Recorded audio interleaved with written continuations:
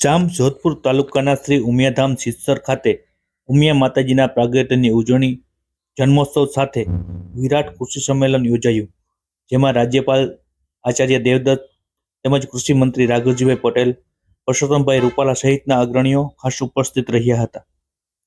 ઉમિયાધામ સિત્સર ખાતે સવા શતાબ્દી મહોત્સવની ઉજવણી અંતર્ગત યોજાયેલા વિરાટ કૃષિ સંમેલનમાં રાજ્યપાલ આચાર્ય દેવદત્તજીએ જણાવ્યું કે આપણી સંસ્કૃતિમાં માતૃશક્તિનું અનેરું સ્થાન છે.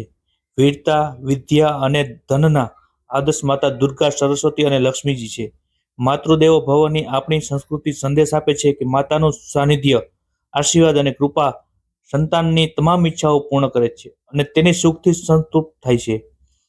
સિત્સર ખાતે માતાજી પ્રાગટ્યના 125 વર્ષ થયા છે, ત્યારે આ માત્ર જન્મોત્સવ નહીં પરંતુ સમાજોત્સવ પર્વ છે. સમાજની આવનાર પેઢીઓમાં સંસ્કાર સિંચન અને વિદ્યાદાન હેતુ રાજકોટ, અમદાવાદમાં વિવિધ શૈક્ષણિક સંકુલો સ્થાપિત કરવામાં આવી રહી છે. ત્યારે આ ઉત્સવ નિમિત્તે આયોજિત સંમેલનોમાં વિચાર વિમર્શ દ્વારા કુરિવાજ નિર્મૂલન અને સમાજ ઉત્કર્ષ માટે આ સમાજની પ્રતિબદ્ધતા જોવા મળે છે. રાજ્યપાલ દેવદત્ત આચાર્યએ વધુમાં જણાવ્યું કે અનેક ધાર્મિક સામાજિક સંસ્થાઓના પરિશ્રમથી ગુજરાતમાં સદભાવના, વ્યસન મુક્તિ, મદદની ભાવનાનું વાતાવરણ જોવા મળે છે. આ શ્રેષ્ઠ કર્મોથી જ સમાજ આગળ આવશે.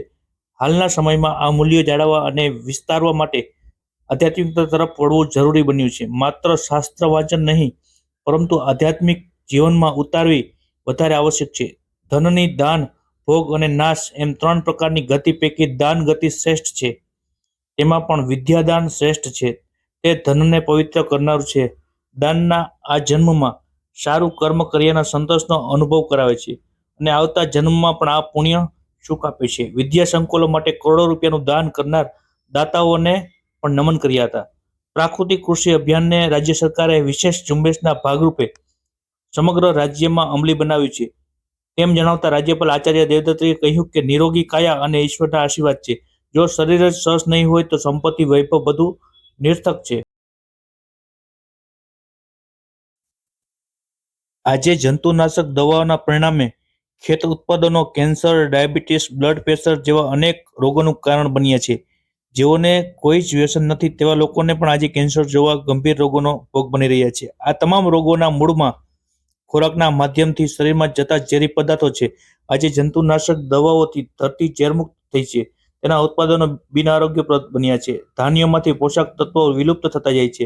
ત્યારે આવનારી પેઢીને સશક્ત અને નિરોગી રાખવા માટે પ્રાકૃતિક કૃષિ જ એકમાત્ર વિકલ્પ છે. પ્રાકૃતિક કૃષિના 5 સિદ્ધાંતો અપનાવવાથી પાક ઉત્પાદનમાં કોઈ જ ઘટાડો થતો નથી અને કોઈ પણ પ્રકારનું નુકસાન પણ થતું નથી, પરંતુ જમીન ફળદ્રુપ બને છે અને ઉત્પાદનોમાં નોંધપાત્ર વધારો થાય છે.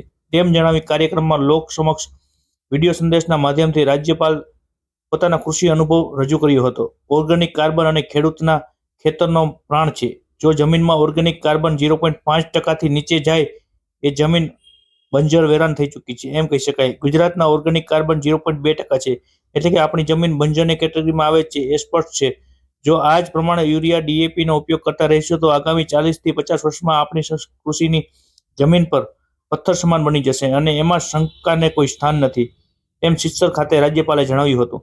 રાજ્યપાલે પાણીની બચત, પર્યાવરણની રક્ષા, જમીન અને દેશી ગાયની રક્ષા, રોગમુક્ત સ્વસ્થ જીવન અને ખેતી ખેડૂતના સૌરાગી વિકાસ કલ્યાણ માટે પ્રાકૃતિક કૃષિ અપનાવવા રાજ્ય ખેડૂતોમાં જાગૃતિ આવે તેવા પ્રયાસો ઉપર ભાર મૂક્યો હતો.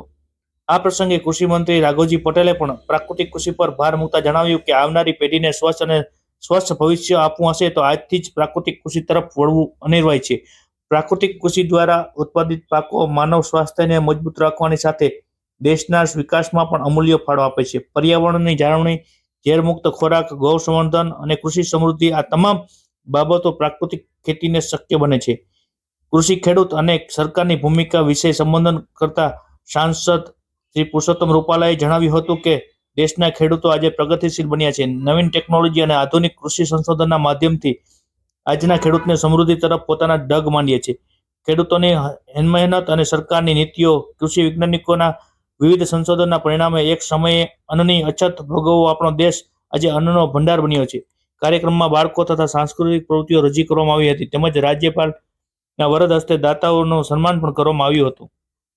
આ પ્રસંગે ધારાસભ્ય દુર્લભજીભાઈ દેથરિયા, મહેન્દ્રભાઈ પાડલિયા, પ્રકાશ વરમોરા, રમેશ તિલાડા, ઉમિયા ધામના ટ્રસ્ટી ચેરમેન મોલસભાઈ ઉકાણી, પ્રમુખ જયરામભાઈ વાંસજાડિયા, આગેવાન તેમજ સર્વે પુનિતભાઈ ચોવટિયા, BH ખોડાસરા, જગદીશભાઈ કોટડિયા, ગોવિંદભાઈ વરમોરા, CK પટેલ, મગનભાઈ જાવિયા, જયેશભાઈ પટેલ સહિત બહોળી સંખ્યામાં સમાજના ભાઈઓ બહેનો ઉપસ્થિત રહ્યા હતા.